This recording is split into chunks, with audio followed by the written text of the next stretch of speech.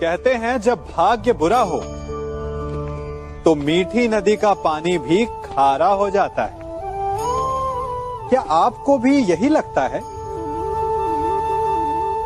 नहीं, हर अनहोनी का कारण भाग्य नहीं होता। कारण होती हैं हमारी असावधानियां। कठिनाइयों में सावधानी सबसे महत्वपूर्ण ढाल है।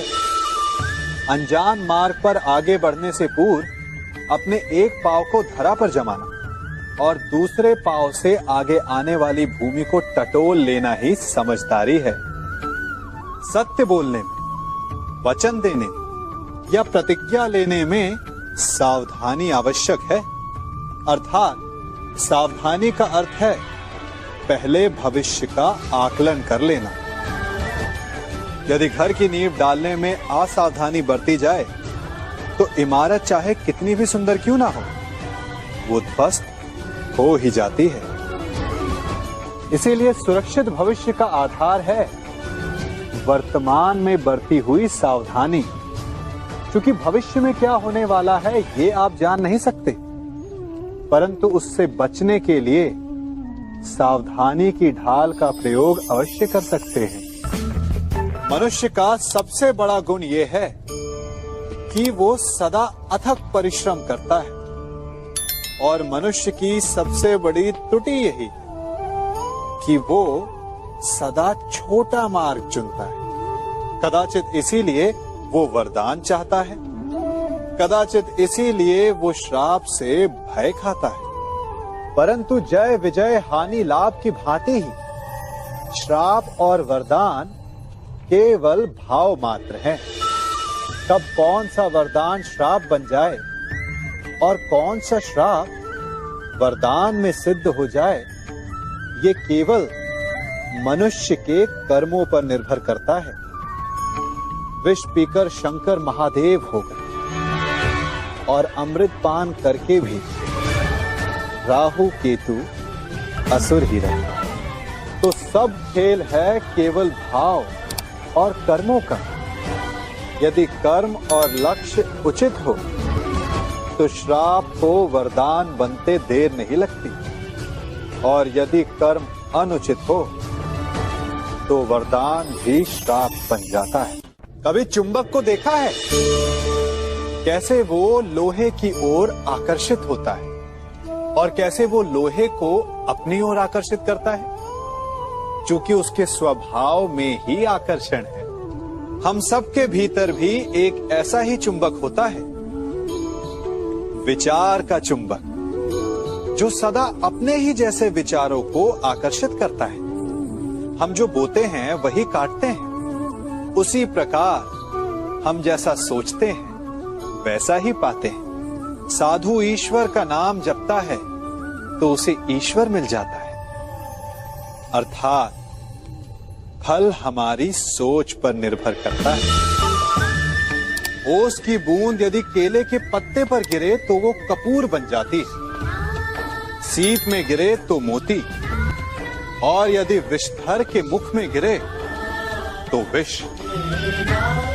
बूंद एक है परंतु उसके प्रारब्ध भिन्न है, क्योंकि उसे आकर्षित करने वालों का व्यवहार भिन्न है। इसलिए यह आप पर निर्भर करता है कि आपको भविष्य में विष चाहिए या अमृत। स्मरण रखें, हम वही बन जाते हैं जैसा हम सोचते हैं, जैसा विश्वास रखते हैं। यह आपका विश्वास ही है जो ये निर्धारित करेगा कि आपको विष मिलेगा या अमृत। इसलिए अपनी सोच को सुदृढ़ रखिए, सकारात्मक रखिए, और फल भी सकारात्मक ही आएगा। जब मेघ छाते हैं तो क्या होता है? अंधकार छा जाता है। मेघ गरजते हैं, बिजलियां कड़कती हैं, वर्षा होती है। सभी पशु अपने आश्रय स्थल पर जाकर छिप जाते हैं। मनुष्य अपने घरों की ओर दौड़ते हैं और सभी पक्षी अपने घोंसलों में जाकर छिप जाते हैं। परंतु एक जीव है जो गरजते मेघों को, कड़कती बिजलियों को भारी वर्षा को भी हरा देता है, वो जीव है बाज। क्योंकि वो समस्या की जड़ों से ऊपर उड़ता है। वो गरजते मेघों से, कड़कती बिजलियों से, भारी वर्षा से, इन सब से ऊपर। यही अंतर है हारने वालों में और जीतने वालों में। ये युद्ध हार और जीत का नहीं, समस्या और सोच का है। यदि आप अपनी सोच को छोटी रखेंगे तो समस्या बड़ी हो जाएगी, और यदि आप अपनी सोच को बड़ी रखेंगे तो समस्या छोटी हो जाएगी। मनुष्य जीवन की परीक्षा में सफल होने के लिए क्या नहीं करता? वो परिश्रम करता है, दौड़ भाग करता है, और ये सब करने के पश्चात भी जब उसका काम नहीं बनता तो वो नकल करता है ना? तनिक लौटिए अपने बचपन में, स्मरण कीजिए अपने बचपन की स्मृतियों का। क्या स्मरण हुआ? विद्यालय में जब आप परीक्षा देने जाते थे तो क्या होता था? आप ना सही, परंतु कोई ना कोई सफलता पाने के लिए नकल करता ही था और उत्तीर्ण भी हो जाता था, है ना? परंतु जीवन की परीक्षा ऐसी नहीं होती। नकल करने वाला सफल नहीं होता। कारण विद्यालय में सबके प्रश्न पत्र एक होते थे, परंतु जीवन के प्रश्न पत्र और उनकी कठिनाई सबके लिए भिन्न होती। तो निश्चित रूप से उनके उत्तर भी भिन्न होंगे ना। इसलिए यदि आपको जीवन में सफलता पानी है तो नकल ना कीजिए। स्वयं के प्रश्नों का उत्तर स्वयं ढूंढिए और सफलता आपकी ही होगी। हम सब अपना जीवन शांति से जीना चाहते हैं, अपना हर पल आनंद में भोगना चाहते हैं, परंतु ऐसा नहीं कर पाते। कारण क्या कारण है समस्या का?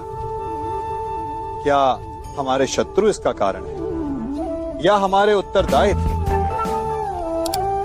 या फिर समय की कमी? नहीं, कारण है हमारा भय। ये भय कि कोई क्या कहेगा, हमारे विषय में कोई क्या सोचेगा, है ना? हम स्वयं जीते हैं, स्वयं मरते हैं, तो फिर जीते समय संसार की चिंता क्यों करते हैं? हाँ, संसार का अहित ना कर, ये बात अवश्य ध्यान में रखने योग्य है। परंतु संसार के सोच की चिंता करके स्वयं का जीवन नष्ट कर, ये कहां तक सही? जब आप आनंद में नाचें तो ऐसे नाचें कि जैसे आपको कोई देख ही नहीं रहा है। जब आप गाएं तो ऐसे गाएं कि आपको कोई नहीं सुन रहा। स्वयं को संसार समझे और इस धरा को स्वर्ग समझे। यदि अपने जीवन में आप 4 पल भी ऐसे जी पाए तो आपका जीवन सफल हो जाए।